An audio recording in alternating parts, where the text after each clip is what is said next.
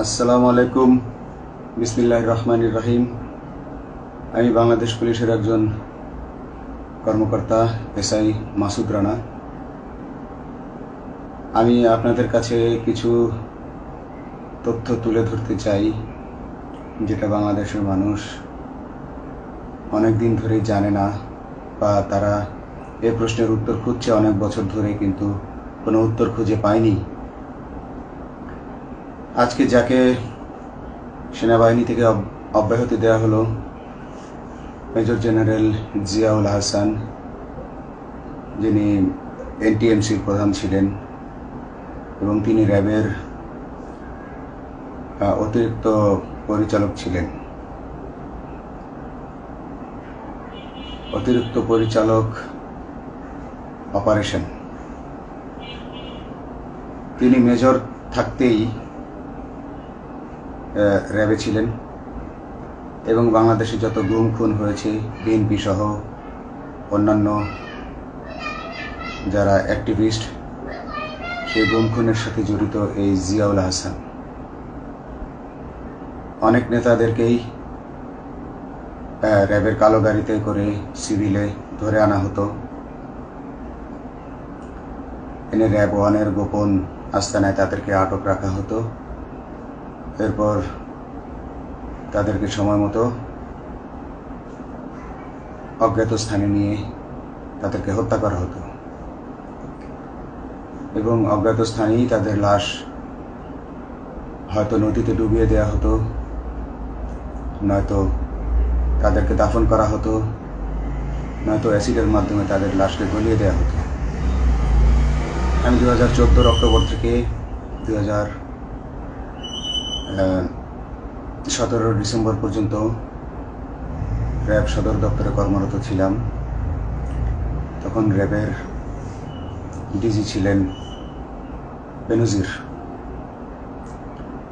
যিনি আজকে দেশের হাজার হাজার কোটি টাকা চুরি করে, পুলিশের হাজার হাজার কোটি টাকা চুরি করে পালিয়ে গেছেন বিদেশে। তো আমি দেখেছি অনেক মানুষকে কিভাবে অন্যায়ভাবে গ্রেফতার করে নিয়ে গুম করে রাখা হতো। আমি রিসেপশনে ডিউটি করতাম। গুম হয়ে যাওয়া মানুষের স্বজনেরা আমার কাছে আসতো, কিন্তু আমাদেরকে কঠোর নজরদারিতে রাখা হতো। সিসি ক্যামেরার আওতায় ছিলাম, তাদের সাথে আমরা ওভাবে কথা বলতে পারতাম না। তাদেরকে কোনো তথ্য দেওয়া নিষেধ ছিল আমাদের জন্য। কিন্তু তাদের স্বজনরা আসলে এসে যখন এখানে কান্না করতো, আমি নিজেকে ধরে রাখতে পারিনি। আমি অনেকের স্বজনকেই তাদের স্বজনের, গুম হয়ে যাওয়া স্বজনের পরিণতির কথা জানিয়ে দিতাম। বিশেষ করে যাদেরকে মেরে ফেলা হতো, খুন করা হতো, তাদেরকে আমি খারাপ সংবাদটা দিতাম না। কিন্তু যাদেরকে বন্দি করে রাখা হতো, যেমন বিএনপি নেতা সালাউদ্দিন আহমেদকে যখন অ্যারেস্ট করে আনা হলো, তিনি অ্যারেস্ট করার সময় ধস্তাধস্তিতে মাথায় আঘাত পেয়েছিলেন। তাকে র্যাব 1-এর গোপন কক্ষে আটক করে রাখা হয়েছিল দীর্ঘদিন। এরপর তাকে এক সময় ভারতে পাচার করে দিয়ে আসা হয়। তাকে অজ্ঞাত কারণে হত্যা করা হয়নি। তার ফ্যামিলি এসেছিল, তার স্ত্রী হাসিনা আহমেদ, তার ভাই গিয়াসউদ্দিন আহমেদ।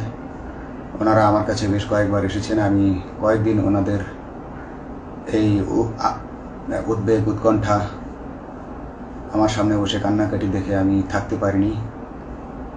আমি ওনাদেরকে কৌশলে আমার ফোন নাম্বার দিয়ে আমি ওনাদের সাথে দেখা করে ওনাদেরকে জানিয়ে দিই যে সালাউদ্দিন সাহেবকে হত্যা করা হয়নি, উনি জীবিত আছেন এবং ওনাকে হত্যা করার সিদ্ধান্ত নেওয়া হয়নি। এই সিদ্ধান্তগুলো যিনি নিতেন তিনি হচ্ছেন বর্তমানে মেজর জেনারেল জিয়াউল হাসান, যাকে আজকে অব্যাহতি দেওয়া হয়েছে। শুধু অব্যাহতি যদি দেয়া হয়, তাকে যদি বিচারের মুখোমুখি করা না হয়, তাহলে এই আন্দোলনের, এই স্বাধীনতার কোনো মূল্য থাকবে না। আমি আজকে আর কাউকে ভয় পাই না। আমি আজকে বিশ্বাস করি যে আজকে আমাকে এই সত্য বলার জন্য কেউ গুম করে দিতে পারবে না, এই সত্য বলার জন্য কেউ আমাকে অ্যারেস্ট করবে না। সেই কারণে আমি বুকে সাহস নিয়ে আজকে কথাগুলো বলছি। আপনারা যারা বিএনপি নেতা ইলিয়াস আলীর অপেক্ষায় আছেন, তাদের জন্য দুঃখজনক সংবাদ। তাকে অনেক আগেই হত্যা করা হয়েছে। তাকে পতেঙ্গা সমুদ্র সৈকত দিয়ে কড়া পাহারায় সাগরের মাঝখানে নিয়ে স্পিড বোটের মাধ্যমে মুখে পলিথিন পেঁচিয়ে হত্যা করে, তার পেট ছুরি দিয়ে ছিদ্র করে, তাকে পাথর দিয়ে বেঁধে সাগরে ডুবিয়ে দেওয়া হয়েছে। শুধু ইলিয়াস আলী নয়, অনেক নেতার সন্ধান যারা আজও পাননি। কিছু মানুষ তো ঘর থেকে উদ্ধার হয়েছে, কিন্তু যাদেরকে আপনারা পাননি তাদের সবার এই করুণ পরিণতি হয়েছে। আমি যদিও তারা এই কাজগুলো অতি গোপনে করত এবং র্যাবের অন্যান্য শাখার কর্মরত কর্মকর্তা কর্মচারীরা এটা জানতো না, কিন্তু আমি অত্যন্ত বিচক্ষণভাবে আমি এই খবরগুলো নিতাম, কারণ আমি জানতাম এগুলো একদিন আমি প্রকাশ করতে পারবো। এবং এই দিনটার অপেক্ষায় ছিলাম আজকে এত বছর, মানুষের কাছে সত্য প্রকাশের। বাংলাদেশের মানুষ জানুক যে কারা খুনি, কারা এত মানুষকে খুন করেছে, এই দেশ থেকে এই দেশে ত্রাসের রাজত্ব কায়েম করেছে। তারা মাদকের ক্রস ফায়ারের নামে যে হত্যা ট্র্যাডিশন চালু করেছিল, এই ট্র্যাডিশনের উদ্দেশ্য ছিল বিরোধী দলের লোকজনকে হত্যা করা। কারণ পুলিশ এবং সেনাবাহিনীর অনেকেই মানুষ হত্যা করতে ভয় পেত, তারা এটাতে অভ্যস্ত ছিল না। অনেকেই অনেক সাহসী, কিন্তু একটা মানুষকে হত্যা করার পর তারা আর ঘুমাতে পারতো না, তাই তারা এসব কাজ করতো না।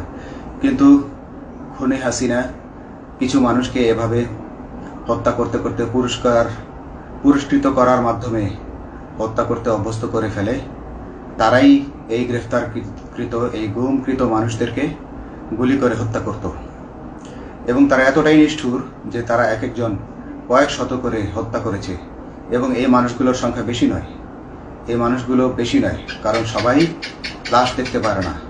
একটা মানুষকে খুন করার পর লাশের যে ছটফটানি এবং মাথায় গুলি করার পর মাথার যে বিকৃত অবস্থা, এই জিনিসগুলো আমাদের অনেকেই আমরা সহ্য করতে পারি না। তাই আমাদের মধ্য থেকে কিছু হায়নাকে বেছে নিয়ে তারা একটা টিম গঠন করে, তাদেরকে র্যাব সদর দপ্তরে বেনজির আহমেদ প্রতি মাসে পুরস্কার দিতে ডাকতেন। এবং প্রত্যেকটা র্যাবের বিভিন্ন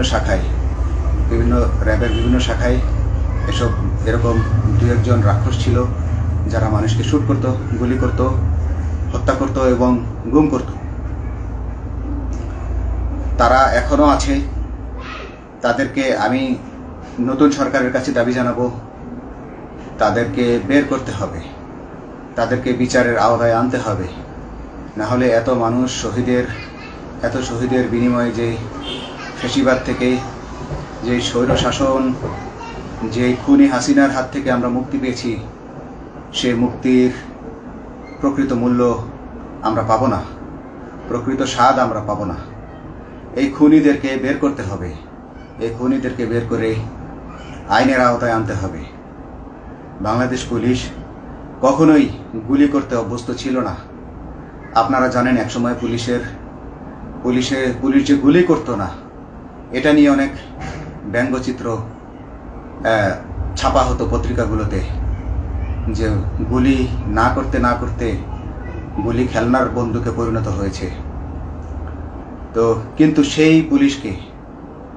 নিরীহ পুলিশকে রক্তপিপাসু হিসেবে শেখ হাসিনা তৈরি করেছে। তবে সবাই নয়, কিছু কিছু মানুষ আপনারা দেখেছেন, এবং এই আন্দোলনের ভিডিও ফুটেজ দেখলেও দেখবেন যে কয়েক শত পুলিশের মধ্যে কেবলমাত্র কয়েকজনই জনতার দিকে গুলি ছুড়ছে। তো আপনারা ঢালাওভাবে পুলিশকে আপনাদের আক্রমণের নিশানা বানাবেন না। নতুন সরকার অবশ্যই এর বিচার করবে। আমি আশাবাদী নতুন সরকারের কাছে। তারা যদি আমার কাছে কোনো তথ্য চায়, আমি তথ্য দেব ইনশাল্লাহ। এবং এই খুনিদেরকে, এই রাক্ষসদেরকে বের করতে হবে। প্রতিটি গুমের, প্রতিটি হত্যার সুষ্ঠু তদন্ত করলে এগুলো বের হয়ে আসবে বলে আমি আশা করি। এবং আমি চাই এরা ধরা পড়ুক, এদের বিচার হোক, না হলে এরা যুগে যুগে এই রাক্ষস যুগে যুগে রয়ে যাবে, আমাদের মাঝেই তারা লুকিয়ে থাকবে এবং যুগে যুগেই তারা মানুষের রক্ত পান করেই যাবে। পুলিশ বাহিনী মানুষকে সেবা করবে, এটাই হওয়া উচিত পুলিশের ধর্ম। পুলিশের ধর্ম হবে মানুষ পুলিশের জন্য, পুলিশ মানুষের জন্য।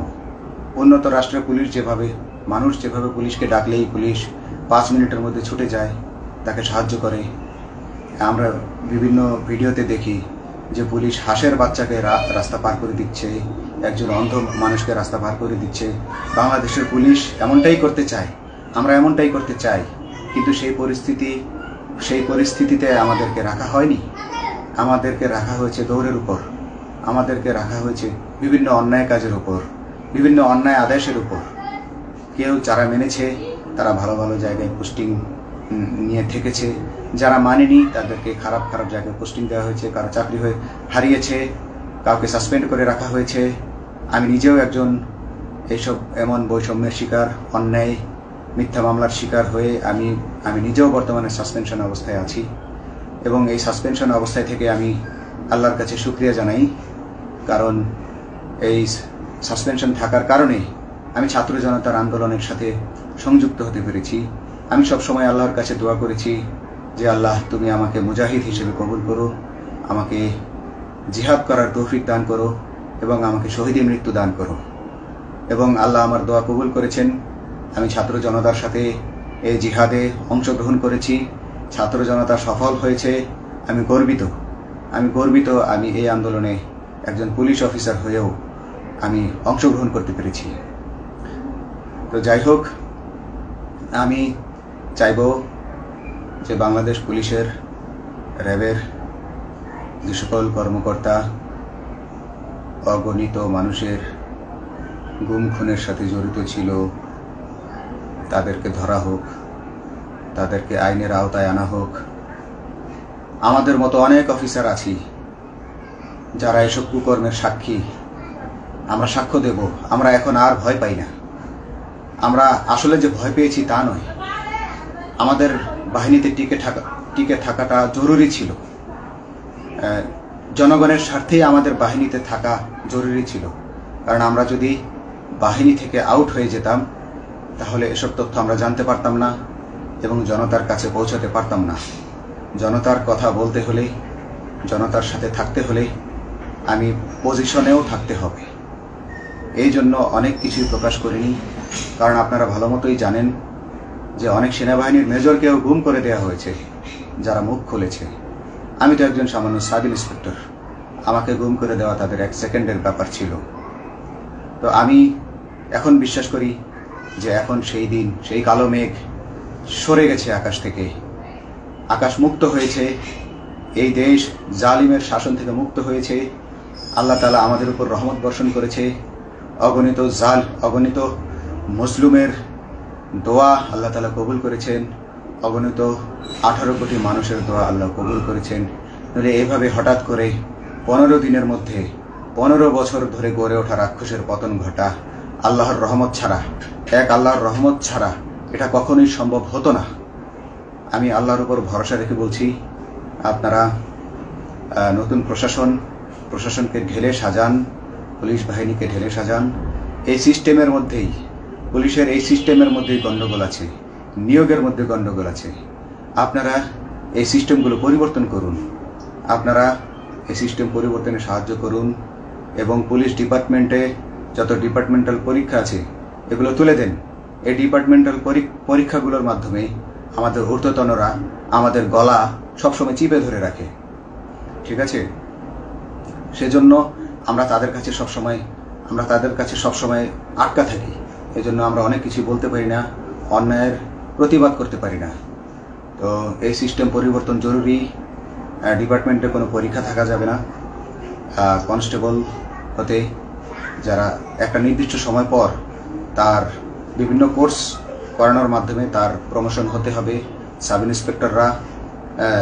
ইন্সপেক্টরে ভর্তি হয়ে 5 বছর পর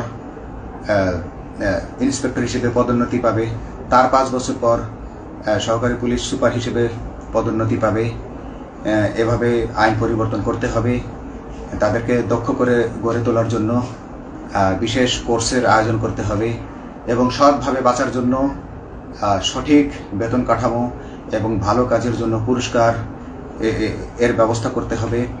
বিভিন্ন যে চোরাই মাল মাদক উদ্ধারের জন্য সেক্ষেত্রেও বিশেষ পুরস্কারের ব্যবস্থা থাকতে হবে এবং বাসস্থান এবং যানবাহন, পুলিশের যেই ব্যয়টা হয় সেটা হচ্ছে বাসস্থান এবং যানবাহন। পুলিশ আমরা নিজের বেতনের টাকা দিয়ে মোটরসাইকেল কিনে চাকরি করতে হয়, এই বিষয়টা যেন না করতে হয় এবং সরকারি বাসস্থান যদি আমাদেরকে দেয়া হয় তবে আমরা বেতনের টাকা দিয়ে আমরা মানুষকে সেবা দিতে পারবো, সৎভাবে চলতে পারবো এবং দেশের মানুষকে সন্তুষ্ট করতে পারবো ইনশাল্লাহ। তো আমি আপনাদেরকে প্রথমে যেই তথ্যগুলো দিয়েছি গুম খুনের বিষয়ে, আপনারা এই তথ্যগুলো অনুসন্ধান করুন, অনুসন্ধানে টিম গঠন করুন। প্রত্যেকটা গুম খুনের বিচার হতে হবে এই দেশে। যারা আটক ছিলেন অনেকেই হয়তো এখন আয়নাঘর থেকে মুক্তি পেয়েছেন, কিন্তু যারা দুর্ভাগ্যের শিকার হয়ে মৃত্যুবরণ করেছেন তাদের আত্মীয় স্বজনরা, তাদের প্রতি আমার সমবেদনা রইল। তারা জোর দাবি তুলুন, তারা সবাই সরকারের কাছে আপনাদের পরিবার পরিজনের নিখোঁজ হওয়ার বিষয়টি তুলে ধরুন, আপনারা জোর দাবি জানান এবং গুম খুন তদন্তে একটি তদন্ত কমিটি গঠন করা হোক, যেখানে কোনো পুলিশ বা সেনাবাহিনীর সদস্য থাকবে না। এটা হতে পারে বিচার বিভাগীয় তদন্ত বা অন্য কারো মাধ্যমে, কিন্তু এই হায়নাদের এই খুনিদেরকে বের করুন, বের করে এদেরকে শাস্তির আওতায় আনুন, তবেই এই তারা তাদের বলিদান সফল হবে। আসসালামু আলাইকুম।